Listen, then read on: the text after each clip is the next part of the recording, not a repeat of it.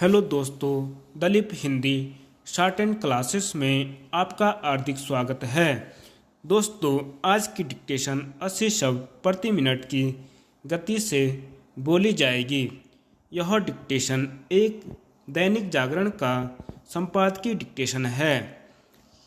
आप सभी इससे अपनी शॉर्ट एंड लिपि में लिखकर इसका अनुवाद करें और आपने इसमें कितनी त्रुटियां की है इसे भी ध्यान में रखकर उसे सुधारने का प्रयास करें। डिक्टेशन स्टार्ट करते हैं 5 सेकंड बाद।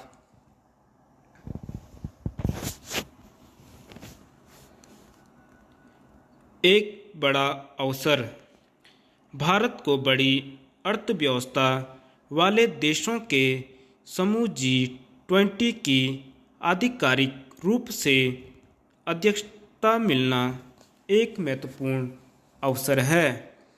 इस अवसर का जितना उपयोग भारत का अंतर्राष्ट्रीय कद बढ़ाने में किया जा सकता है, उतना ही विभिन्न समस्याओं पर विश्व समुदाय को एकजुट करने में भी।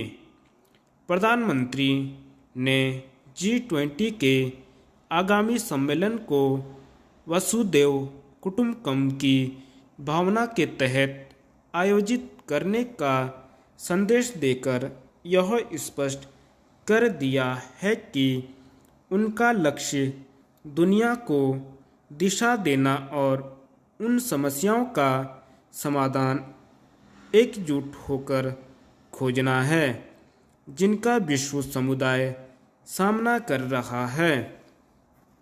यह कठिन काम है, लेकिन पिछले कुछ समय में अंतर्राष्ट्रीय मंचों पर भारत की अहमियत बढ़ने के साथ जिस तरह प्रधानमंत्री नरेंद्र मोदी का कद बढ़ा है, उससे यह आशा की जा सकती है कि वह मंदी की ओर बढ़ती दुनिया के बीच आर्थिक सहयोग कायम करने, ऊर्जा संकट को हल करने और आतंकवाद से वास्तव में दृढ़ता से लड़ने में सदस्य देशों के बीच ठोस सहमति बनाने में सफल होंगे। इसकी उम्मीद इसलिए की जाती है क्योंकि भारत ने अपनी स्वतंत्र और दृढ़ विदेश नीति से विश्व के सभी प्रमुख देशों को प्रभावित किया है। यूक्रेन युद्ध के चलते रूस और पश्चिमी देशों के बीच कायम तनातनी को यदि कोई देश खत्म कर सकता है तो वह भारत ही है। उचित यह होगा कि भारत इसके लिए प्रयत्न करे कि G20 सम्मेलन तक यूक्रेन युद्ध थम जाए। यह भारत के साथ विश्व समुदाय के भी हित में है। इससे G20 सम्मेलन की भी महत्ता बढ़ जाएगी और भारत की भी। यह मानने के अच्छे भले कारण है कि G20 की अध्यक्षता देशवासियों को भारत के बढ़ते कद का आभास कराने में सहायक बनने के साथ उनमें गौरव की भावना का संचार करने का भी काम करेगी। शायद इसीलिए देश के 50 से अधिक शहरों में 200 से अधिक कार्यक्रम आयोजित करने की रूपरेखा बनाई गई है। ये कार्यक्रम भारत की अंतर्राष्ट्रीय छवि और बेहतर बनाने के साथ देश के लोगों को यह संदेश देने का काम भी करेंगे कि भारत महाशक्ति बनने की राह पर है। निसंदेह इस लक्ष्य की प्राप्ति तब और आसान होगी जब देशवासी इसके प्रति आश्वस्त होंगे कि नए भारत का निर्माण हो रहा है। चूँकि यह स्पष्ट है कि G20 सम्मेलन को लेकर आयोजित होने वाले विभिन्न कार्यक्रम पर्यटन उद्योग को बल देने के साथ विश्व के प्रमुख देशों को भारतीय उत्पादों से परिचित कराने का भी काम करेंगे। इसलिए इस सम्मेलन के कुछ लाभों की गिनती अभी से की जा सकती है। G20 की मेजबानी देश के लिए एक ऐसी उपलब्धि है जिसे विपक्षी दलों को भी दलगत राजनीति से ऊपर उठकर देखना चाहिए।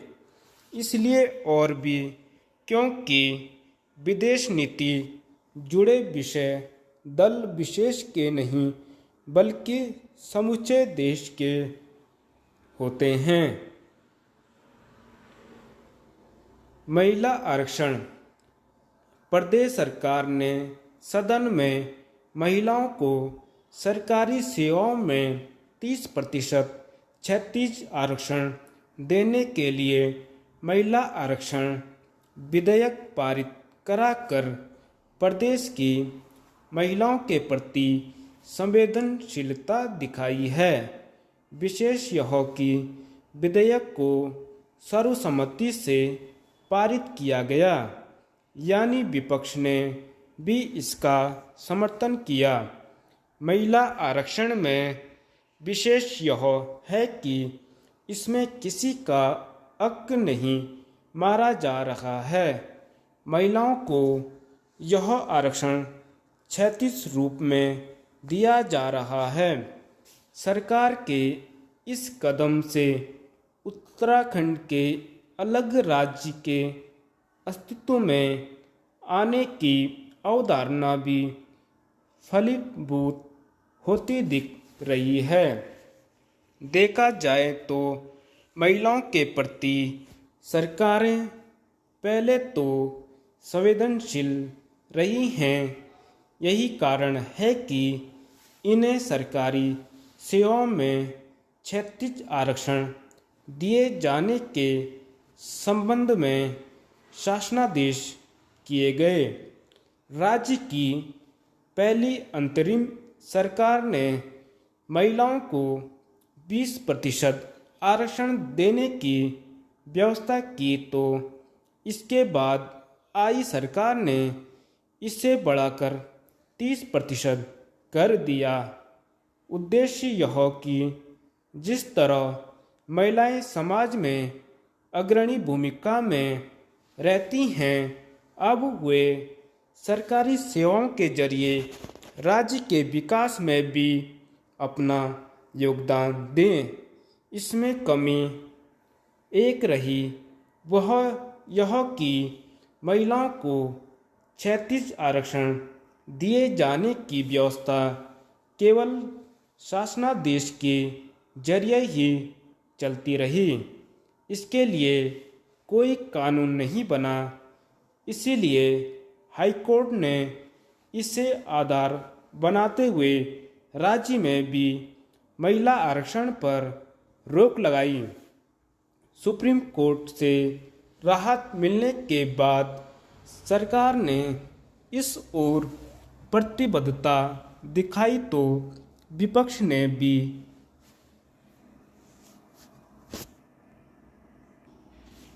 इसमें सरकार के कंधे से कंधा मिलाते हुए मातृशक्ति को पूरा सम्मान दिया।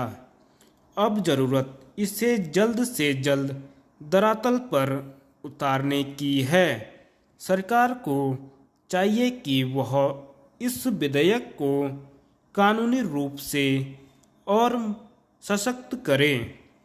इस विधेयक में सदन के भीतर जो कमियां उजागर की गई, उन्हें दूर करने की दिशा में कदम उठाए जाएं।